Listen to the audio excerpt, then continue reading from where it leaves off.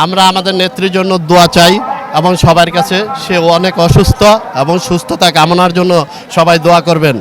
আমরা ঢাকা 18 আসনের এমপি হিসাবে মোস্তফা জামানকে দেখতে চাই, এজন্য আমাদের চাওয়া এটাই, এজন্য আমরা আজকে একমত হয়েছি সবাই।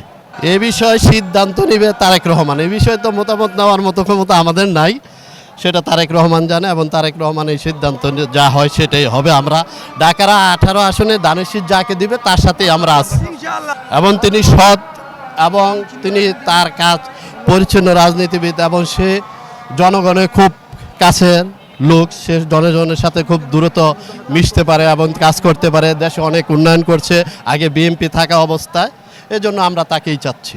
আমি উত্তরা পশ্চিম থানা স্বেচ্ছাসেবক দলের সদস্য সচিব মোহাম্মদ হানিফ।